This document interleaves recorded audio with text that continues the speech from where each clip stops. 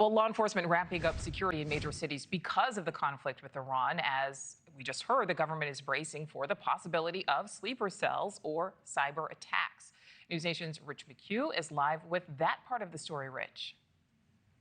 Hi, Nicole. Yeah, sources in the NYPD tell me that they're on heightened alert for domestic retaliation. They're beefing up soft targets in New York City, cultural institutions, religious sites, etc.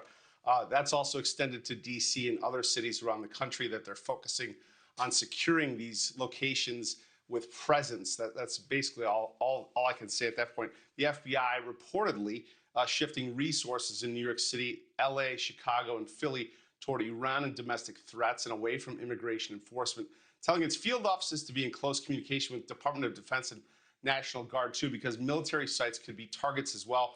The FBI did not comment on the operational decisions, but they did give us a statement I want to read just now. FBI does not comment on specific operational adjustments on personnel decisions. However, we continuously assess and realign our resources to respond to the most pressing threats our national security and to ensure the safety of the American people. But a source close to the White House telling NewsNation the administration is actively monitoring sleeper cells, individual spies waiting to be activated by Iran. Now, I spoke with Jonathan Schanzer. He worked as a terrorism finance analyst at the U.S. Treasury. He's an expert on terror finance from Iran. Here's what he had to say. I think that there is a reasonable concern here, but I also know that the Islamic Republic wants to survive.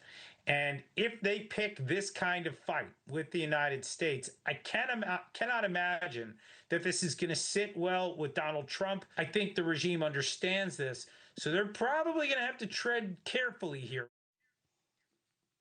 So obviously a bit of a wait and see here, Nicole, as the FBI is kind of shifting its operational resources. We know that the White House is actively monitoring the situation. All right, so Rich, what has Iran done here in the U.S. in the past?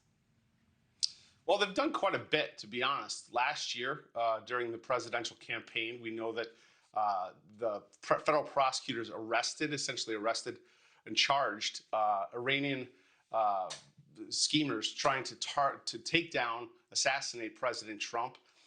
They told prosecutors at the time that it was connected back to the IRGC, or Iran Revolutionary Guard. We also know we have a list of cyber attacks which they conducted. Just this month, Iranian hackers claimed responsibility for a cyber attack on President Trump's Truth Social. Last October, the FBI warned of a specific threat of Iranian cyber actors trying to hack healthcare and critical infrastructure targets. Last August, government officials said Iranian hackers broke into Trump's presidential campaign. And in 2023, Iranian hackers targeted critical infrastructure in a series of malware attacks. So as we've spoken with experts, Nicole, they say, look, these people are here. They are just waiting to be activated. So this is a very real and ongoing threat we face. All right, Rich McHugh.